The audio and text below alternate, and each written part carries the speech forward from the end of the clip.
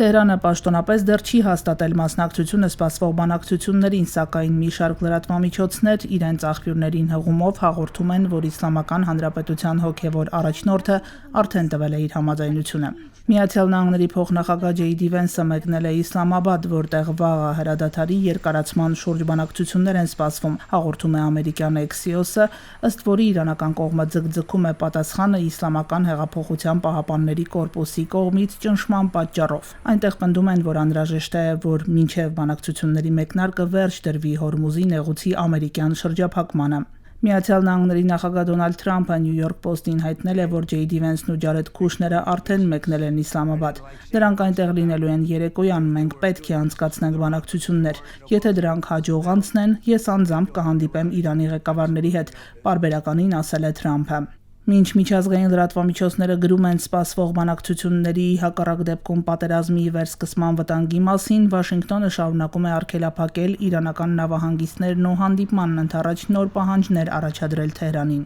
Իրանական կողմը շեշտում է պատրաստ է վերսկսել ռազմական դիմակայությունը։ Միաժամանակ Իրանի նախագահ Մասուդ Փեզեշքիանը հայտարարել է, որ պատերազմը ոչ մեկին օգուտ չի բերել եւ անհրաժեշտ է գործի դնել դիվանագիտությունը։ Բայց արդյոք այսօր այդքան իշխանություն ունի Փեզեշքիանը որոշելու վարել բանակցություններ, թե ոչ, հարցնում է BBC-ի պարսկական ծառայությունը։ Այսօր Գրինվիչի ժամանակով կեսգիշերին լրանում է Թեհրանի ու Վաշինգտոնի միջև երկշաբաթյա հրադադարը։ Ապրիլի 11-ին կողմերը հանդիպել էին Պակիստանում համաձայնեցնելու խաղաղության գործարքի մանրամասները։ Գլխավոր խոչընդոտը շարունակում է մնալ Իրանի միջուկային ծրագրի շուրջ անհամաձայնությունը։ Axios-ը գրել էր, որ Վաշինգտոնը Թեհրանին առաջարկել է 20 տարով սառեցնել ուրանի հարստացումը։ Թեհրանը համաձայնել է 5 տարվա ժամկետին։ Իռնագործակալությունը կիրակի գրել էր, որ Թեհրանը չի համաձայնում մասնակցել բանակցությունների երկրորդ փուլին Վաշինգտոնի անիրատեսական պահանջների ու ծովային շրջափակման պատճառով։ Ապրիլի 13-ից Միացյալ Նահանգները սկսել է Հորմուզի նեղուցի, այդ թվում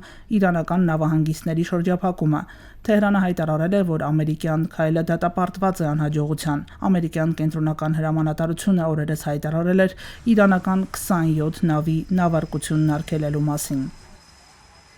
Մարլենա Հովսեփյան, Ռադիոլուր։